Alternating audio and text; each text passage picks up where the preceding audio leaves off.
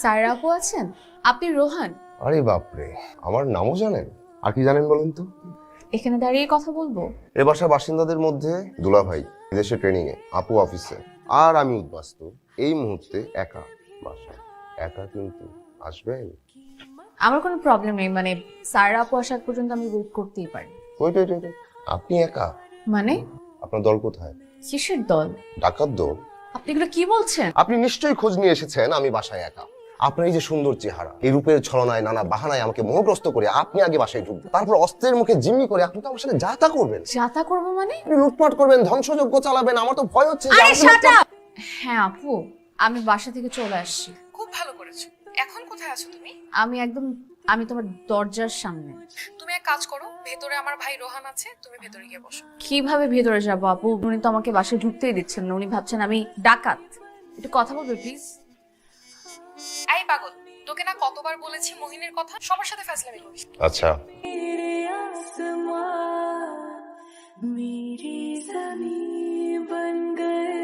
পানি খান। আপনি কি কোনো মহা সংকটে পড়েছেন? আমাকে বলুন, ঘটনা কি? আপনি কি বাড়ি থেকে পালিয়েছেন? আচ্ছা ঠিক আছে, গল্পটা বুঝিয়ে বলি। গল্পটা হচ্ছে আপনার বাড়ি থেকে বিয়ে ঠিক হয়েছে, কিন্তু আপনি এই বিয়ে করবেন না, তাই আপনি বাড়ি থেকে পালিয়েছেন প্রেমিকের জন্য।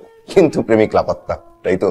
আমি একজন উক্তি লেখক। আপনার প্রেম, প্রেমিক এসব ব্যাপারে আমাকে বলতে পারেন, তাহলে কিন্তু আমি আপনার প্রেমিকের সাইকোলজিটা ধরতে পারবো।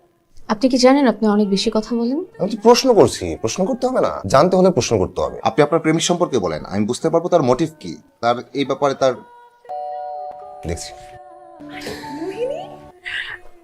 খুব ভালো করেছে তুমি চলে এসেছো। তোমার যতদিন ইচ্ছা ততদিন এখানে থাকবে। এখানে থাকবে মানে? কোথায় থাকবে? তুই যে রুমে থাকিস সেই রুমে থাকবে। আমি কোথায় থাকবো? তুই আপাতত ড্রয়িং রুমে অ্যাডজাস্ট করে নে। আপু, আমি তোমার আপন ভাই, এক মায়ের পেটে দুজনের জন্ম। আমার সমস্যা তোমার সমস্যা না। তোর আবার কি সমস্যা? না, আমার কিসের সমস্যা? বললাম না ডাকাত আসছে, আমার রুমটা ডাকাতি হয়ে গেল। আমার কি হবে রে মামা? আপু শোনো, তুমি ড্রয়িং রুমে থাকো, আমি আমার ভাগ্নিকে নিয়ে তোমার রুমে থাকবো। আপু আমি অন্য কোথাও যে আরে না না, তুমি কি, আমি তোমাকে আগেই বলেছিলাম এখানে চলে আসতে। এখন চলো আমরা ফ্রেশ হয়ে নিই, তারপর লাঞ্চ করবো একসাথে। আসতে পারি? হ্যাঁ প্লিজ, আপনারই তো রুম। আমি না আপনার রুমটা দখল করে নিলাম।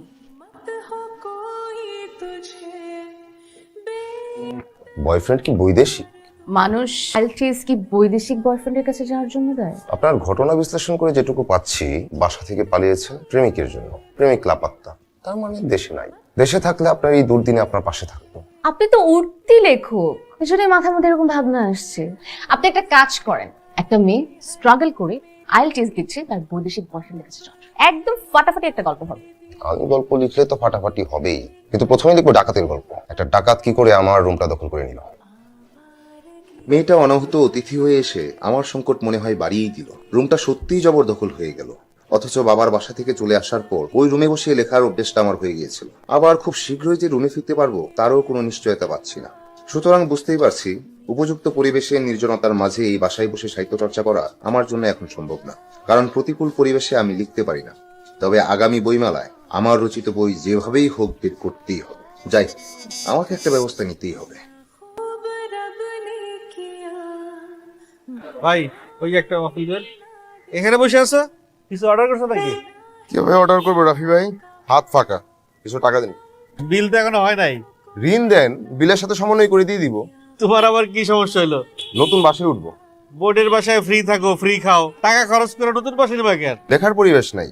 আগামী বইমেলায় কিন্তু আমার উপন্যাসটা বের করতেই হবে রাফি ভাই। এক অনাহূত অতিথি আমার রুমের জবরদখল নিয়েছে। কে সেই দখলদার তোমার রুম দখল করে? দুনিয়াতে দখলদারের অভাব আছে বলেন? আবার হাতও ফাঁকা। রাফি ভাই, আজকাল নাকি নাটকের ভালো গল্প পাওয়া যাচ্ছে না। আপনার তো ওই অঞ্চলে ভালো পরিচিতি আছে, একটু ম্যানেজ করেন, আমি গল্প দিই। আচ্ছা ঠিক আছে, দেখি। আগেই বলে রাখি, আমি কিন্তু টাকা পয়সা দিয়ে বই বের করবো না। আচ্ছা ঠিক আছে, আগে লেখাটা শেষ করো, আর বিল আসলে আমি তোমার খবর পাঠাই দিব। এখন কিছু দিয়ে যাবেন না? বললাম তো হাতে টাকা নাই, আসলে পাঠাই দিব। ভালো থাকো। দাঁড়ান, হেঁটে যাবেন? টাকা তো নাই সাথে আপনার, রিক্সা নিয়ে চলে যান। বাবা এভাবে বলো না তো প্লিজ, আমিও তোমাকে ভালোবাসি। তুই চলে আয়। আমি আসতে পারবো না বাবা, আমি এখন আইএলটিএস দিব, তারপর আমি একটা বাইরের ইউনিভার্সিটির জন্য অ্যাপ্লাই করব। আপনি এখানে কখন আসলেন? এই তো একটু আগে। আপনি কোন দেশে যাচ্ছেন? আপনার কল্পনায় আমাকে যে দেশে নিয়ে যাবেন? আমি কিন্তু সিরিয়াসলি বলছি। আমার বয়ফ্রেন্ডের কাছে যাচ্ছি কিনা সে কথা তো সিরিয়াসলি জিজ্ঞেস করেছিলেন। তা কতদিন লাগতে পারে? আমার যাওয়া নিয়ে মনে হচ্ছে আপনি কিছুটা চিন্তিত। কিছুটা না, অনেকটা। অনেক অনেক চিন্তা হয় তোমাকে নিয়ে। কোন দেশে যাচ্ছ তুমি? হাড় হিম করা বরফের দেশে, পেঙ্গুইনের বেশে, নাকি তপ্ত গরম মরুভূমির দেশে, বেদুইন কোনো কাফেলার বেশে? যাবে যাও, জেনে রেখো, অতি ঠান্ডা, অতি গরম এবং অতি ভালোবাসা, অতি সবকিছুই আমার শত্রু। তাহলে কি আমার শত্রুর সাথে তোমার আগামীর বসবাস? আপনার গার্লফ্রেন্ড কি দেশে বাইরে থাকে? আহা, মাত্র কবিতাটা বানালাম। এখানে প্রেমিকা আসলো কোত্থেকে? প্রেমের সাথে আমার বিদ্রোহ, আমার প্রেমিকা নয়। কেন? কারণ প্রথম যখন প্রপোজ করলাম, মেয়েটা আমাকে কি বললো জানেন? আমার কবিতা লেখা যাবে না, সাহিত্যের সাথে কোনো রকম যোগাযোগ থাকবে না আমার, আমাকে চাকরি করতে হবে বা বিজনেস। এর জন্য কি আপনাদের ব্রেকআপ? প্রেমই তো হয় নাই। শোনেন, সাপোর্টিভ সঙ্গী, সাপোর্টিভ ফ্যামিলি যদি না থাকে তাহলে শিল্প সাহিত্য আপনাকে দিয়ে হবে না। তাই আমি দুটা থেকেই বিচ্ছিন্ন হয়েছি। বুঝতে পেরেছি। মোহিনী, তাড়াতাড়ি আসো, আমার অফিসের দেরি হয়ে যাচ্ছে। তোমাকে নামিয়ে দিয়ে আমি যাব। এই বালিকা কি এখানে থেকেই কর্ম সম্পাদন করিবে? আমার লেখালেখি তো বিপর্যয়ের পথে। বাবা এমনিও গতকালকে ফোন করে জিজ্ঞাসা করেছে তুই কই আছিস। তুমি কি বলেছো? আমি বলছি তুই এখানে নাই। এই বালিকার জন্য তুমি তোমার আপন ছোট ভাইকে পর করে দিচ্ছ? বালিকা উড়িয়া যাইবে, ভাই টিকিয়া থাকিবে। তোর এসব কাব্যিক কথাবার্তা আমাকে শোনাস না। I am ready. বাহ, তোমাকে শাড়িতে খুব সুন্দর লাগছে। মামা, তোমাকে তো খুব সুন্দর লাগছে। এই তোমরা কি বোকা? আমি কি শাড়ি পরেছি? তোমার মামা আসলেই বোকা। হ্যালো রাফি ভাই, তোমার জন্য একটা ভালো খবর আছে। বিল হয়েছে? আরে আগে তো আসো। আচ্ছা, থাকেন, আসছি। হ্যাঁ আমি বসো বসো। এই নাও তোমার বিল হয়ে গেছে। আর ওই যে ওই দিন 100 টাকা দিছিলা, রাখো। ভাই ওটা থাক। আরে রাখো, টাকার মূল্য বুঝতে হবে। এই পাণ্ডুলিপি 3টা রাখো, অনেক ভুলভাল আছে, সুন্দর করে প্রুফরিড করে দিবা। ধন্যবাদ ভাই। একটা ল্যাপটপ নাও, এই ওয়ার্ড ফাইলগুলো আমি তোমার মেইলে পাঠাই দিব, তুমি দেখে টেকে আবার মেইলে আমার ফেরত দিবা। ল্যাপটপ আছে তো, কিন্তু বাসায়। আমি তো বাসা থেকে কিছু নিয়ে আসতে পারি নাই, মানসিক প্রস্তুতিই ছিল না যে কিছু নিয়ে আসবো। আমি তো এক কাপড়ে চলে আসছি। আমার বাবা যে আমার সাথে কি করলো ভাই, ধরেন। কে বাবা। বাবা?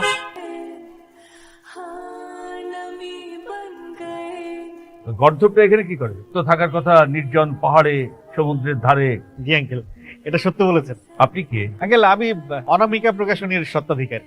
আপনি তাহলে নাটের গুরু। ওর মাথায় বই লেখার পোকা আপনি ঢুকিয়েছেন। আঙ্কেল কি যে বলেন, এটা কি কারোর মধ্যে ঢুকে দেওয়া যায়? এটা তো ভেতর থেকে আসতে হয় আঙ্কেল, এটা তো সাহিত্য চর্চা। তো সাহিত্য চর্চার জন্য কি বাসা থেকে বের হয়ে আসতে হবে? আমি বের হইনি, আমাকে বের করে দেওয়া হয়েছে। মানুষ অন্য কাজের পাশাপাশি সাহিত্যও করে। এই ঘ্যানোর শুনতে চাই না বলে আমি বের হয়েছি। অন্য কোনো কিছুর পাশাপাশি শিল্প সাহিত্য হয় না। আমি সাহিত্য করছি, সাহিত্যই ঠিকঠাক করব। ঠিক আছে, আমি আমার সমস্ত সম্পত্তি কন্যাকে দিয়ে দেবো। মানুষের বেঁচে থাকার জন্য অনেক অর্থের প্রয়োজন নাই। আমার যতটুকু প্রয়োজন তা আমি লিখেই আয় করতে পারবো। কি আপনার সাথে থাকে? রাফি ভাই, ভয়ের কিছু নাই। আপনি সত্যিটাই বলেন, আমি আপনার সাথেই থাকি। হ্যাঁ গেল, আমার সাথে থাকে। এটা একটা আশ্চর্য ব্যাপার, এটা অবাক করা ব্যাপার যে আমার বাবার মতো মাথা মোটা লোকের ঘরে আমি সাহিত্যিক হয়েছি। এখানে থাকাটা ঠিক হবে না, আমি যাই। আচ্ছা রোহান, তুই তো বললি না কি জন্য আজকে কাচ্চি খাওয়াচ্ছিস আমাদেরকে। এই যে আজ ওনার চাকরি হয়ে গেল, থ্যাংক ইউ। আমিও আমার একটা বিল পেয়ে গেলাম। কি আসলো? আচ্ছা আমি দেখছি। বাবা আপনি? আমারও তো ওই একই কথা। আপনি এখানে কেন? আপনি না আপনার ওই কোন সত্ত্বাধিকারী এর বাসায় থাকেন? তারা তুই না বললি যে ও ওখানে থাকে না? বাবা হয়েছে কি আসলে, ও না আজই এসেছে। তোকে না বলেছি মুহিত যতদিন বিদেশে থাকবে তুই আমার ওখানে গিয়ে থাকবি। না বাবা, আমার সাথে মোহিনী থাকে তো। আসসালামু আলাইকুম। ওয়ালাইকুম আসসালাম। কে মা তুমি? আমি মোহিনী। ও আমার ভার্সিটির জুনিয়র বাবা, এই পাশেই একটা জব পেয়েছে তাই আমার কাছেই থাকে। খুব ভালো। দেখে শেখ, ও লেখাপড়া করে কি করে আর তুই কি করিস। ওর পা ধুয়ে তোর পানি খাওয়া উচিত। বাবা সবসময় অপমান করেন ঠিক আছে, কিন্তু একজন মেহমানের সামনে আপনি আমাকে ছোট করবেন? তোকে এখানে দেখতে আমার একদম ইচ্ছে করছে না, তুই চলে যা। খেয়ে যা। খাবার প্যাকেট করা আছে, ওই প্যাকেট নিয়ে চলে যাক। ওই যে সত্তা কি জানো, তার বাড়িতে বসে বসে খা। খাবার নিয়ে যা।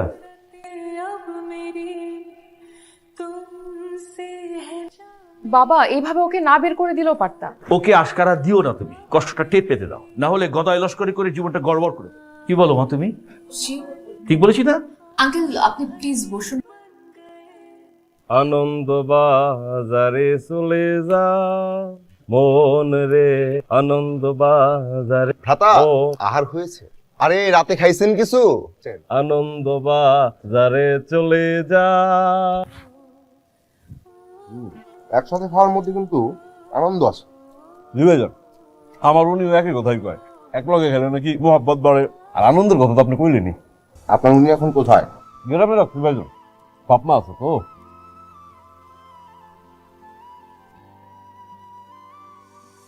হ্যালো, আপনি কোথায়? আমি এখন খোলা আকাশের নিচে ত্রিচক্র চালনকারী এক বন্ধুর সাথে বসে বিরিয়ানি খাচ্ছি। খোলা আকাশের নিচে, তার মানে কি আপনি রাস্তায়? এটাই তো শিল্পীদের আসল ঘর। এই গান আপনি কই শিখলেন? ওই জানি শুনছিলাম ওরে একটা টান দে গানটা গান।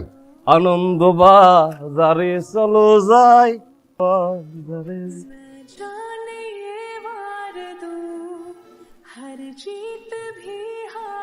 আপনি?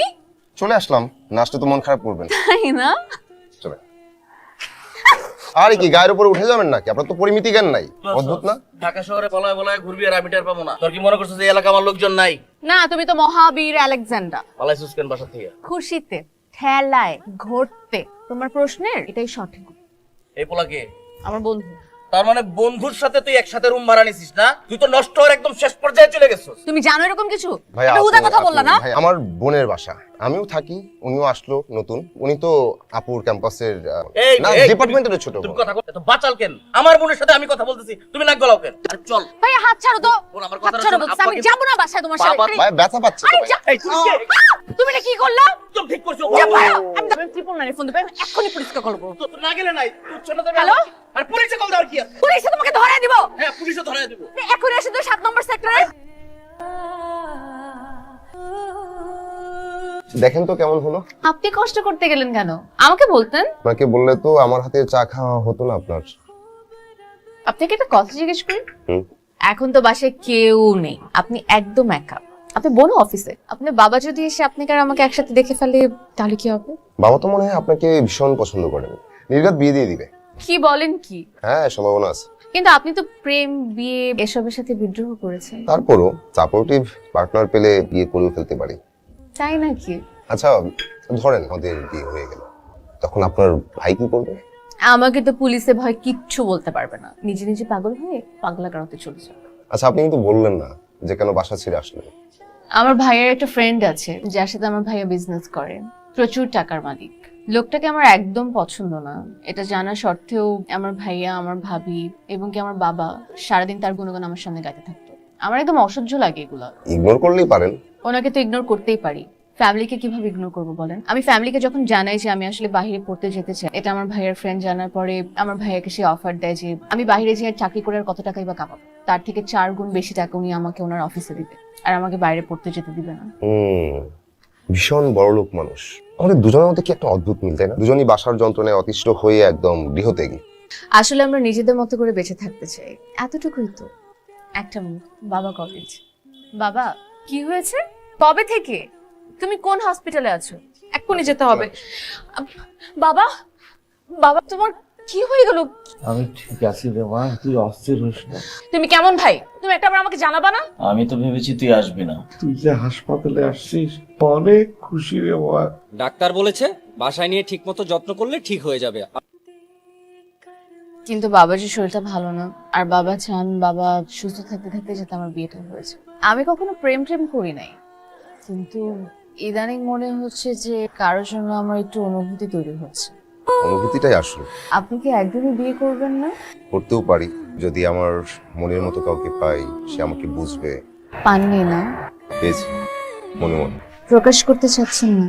প্রকাশ করে আর কি ফায়দা? আপনার তো বিয়ে হয়ে যাচ্ছে। বাসায় বলবো আপনার কথা? সত্যি? না হলে কেন আমি আপনাকে এখানে ডাকবো? এ কথা তো বাসায় গিয়েও বলতে পারতেন। স্যার আপুর সামনে বলতে লজ্জা লাগতো না? তাও ঠিক, কিন্তু আপু অনেক খুশি হবে, তার চেয়ে বেশি খুশি হবে বাবা। ভাইয়া, আমি বিয়ের জন্য রাজি। আলহামদুলিল্লাহ, আমি খুব খুশি হয়েছি রে মা, খুব খুশি হয়েছি। বোন, কি যে ভালো লাগতেছে ভাষায় বুঝাইতে পারবো না। আমি অলরেডি ওদের সাথে কথা বলে রেখেছি, ওদের ফ্যামিলি আমাদের বাড়িতে কবে আসবে না আসবে এটাও তো ওদেরকে জানাতে হবে। কারা আসবে রে মা? ভাইয়া, তুমি তো রোহানকে দেখেছো। মানে ওই রাস্তার ছেলেটা? বাবা আমাকে বিয়ে করার কথা বলেছে, ঠিক হলে তো ওকেই বিয়ে করবো। বাবা তোকে বিয়ে করতে বলছে, কিন্তু ওই রাস্তার ছেলেটাকে না, ফরিদকে বিয়ে করতে বলছে। বাবা, এটা কি কি বলছো? তুমি কিছু বলছো না কেন? না, তুমি আমাকে বিয়ে করার কথা বলেছো, এটা ফরিদ কোথা থেকে আসলো? দেখ রে মা, সে আমাদের অনেক উপকার করেছে। তোর ভাইয়া ওর কাছ থেকে 50 লাখ টাকা নিয়ে ব্যবসায় লস করেছে। তুমি বলতে চাইছো এই 50 লাখ টাকার জন্য তুমি তোমার মেয়েকে বিক্রি করে দিচ্ছ? ও যদি তোকে বিয়ে করে তুই রাজরানী হয়ে থাকতে পারবি রে মা। আমি রাজরানীর মতো থাকতে চাই না, আমি আমার পছন্দের মানুষের সাথে থাকতে চাই। তোরা যদি ভালো থাকিস আমি মরেও শান্তি পাবো। আমার সেই সাবধানটা তোরা রক্ষা করিস, আমার কথাটা তোরা রক্ষা করে। তোমার এরকম ভেঙে পড়ো না। তুমি আপুকে সব বলে দিয়েছো? আপু তো মহা খুশি, আপুর সাথেও কথা বলে রেখেছে আর বলছিল যে আমরা কবে যাব তোমাদের বাসায়। আসলে কোনো সমস্যা বলো। আমি তোমাকে আসলে সামনাসামনি ফেসই করতে চাচ্ছিলাম না, কিন্তু এমন একটা ঘটনা ঘটেছে যে সামনাসামনি না করলে আর কোনো উপায় ছিল না। ও ভাইয়া বাবার এমন ভাবে ব্রেন ওয়াশ করেছে যে আমাকে বিয়ে ওই লোকের সাথেই দিবে। তুমি কি সিদ্ধান্ত নিলে? আমার সিদ্ধান্ত, পৃথিবীতে এরকম অনেক মানুষ আছে যারা নিজেদের মতো করে বাঁচতে পারে না, আমিও সেই ব্যর্থতার একজন। আমি বলি তোমার ফ্যামিলির কাছে ছোট করলাম, পারলে আমাকে মাফ করে দিও। এখানে তোমার কোনো দোষ নাই মহিনী, তুমি যদি এইভাবে আমাকে বলো আমি নিজেকেই ক্ষমা করতে পারবো না। আমি আসি তাহলে, তুমি ভালো থেকো।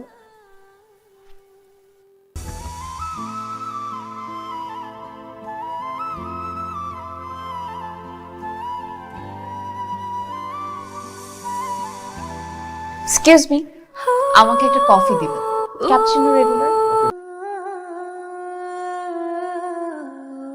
গোলাকার পৃথিবী, আমাদের দেখা হয়ে গেল। কেমন আছেন? এখানেই থাকা হয়? না, চিটাগং থাকি, মিটিং এর জন্য আসা, বাবার ব্যবসাটা দেখছি। আঙ্কেল কেমন আছেন? বয়স হলে যেমন থাকেন, প্রায়ই অসুস্থ হয়ে পড়েন, বাট এখন বেটার। আঙ্কেল কেমন আছেন? মাই বাবা পাস্ট অ্যাওয়ে। সরি। আচ্ছা, আপু কেমন আছেন? সেও চিটাগং। লেখালেখি করা হয়? এখন হচ্ছে না। কেন? আপনার বেটার হাফ কি মানা করেছে? তোমার সংসার কেমন যাচ্ছে? আলহামদুলিল্লাহ ভালো। জানেন, খুব শখ করে দুটো স্কুল দিয়েছি, স্কুলে অনেকগুলো বাচ্চা পড়ে, এই বাচ্চাগুলোকে নিয়ে আমার সংসার। তোমার ভাইয়া? ভালো আছে, কিন্তু আমি ভাইয়ের সাথে থাকি না, একাই থাকা হয়।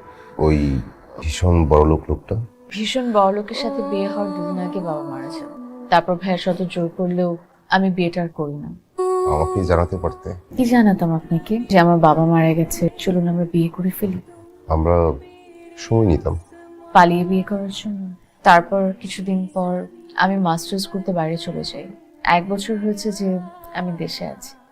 আচ্ছা, আমার কথা বাদ দিন, আপনার কথা বলুন, আপনার স্ত্রী আপনাকে বোঝে? বিয়ে করিনি, আমার মন মতো। এখনো পাননি? 30 মিনিট আগে হলেও বলতাম, পাইনি, এখন বলতে পারছি। তুমি এখনো আগের মতো কি সুন্দর করে কথা বল। শোনো, লেখালেখিটাতে আবার মনোযোগ দাও। কেউ যদি আমার কিছু কাজ, কিছু ব্যস্ততা তার ধরে নেয়, তাহলে শুরু করতে পারবো।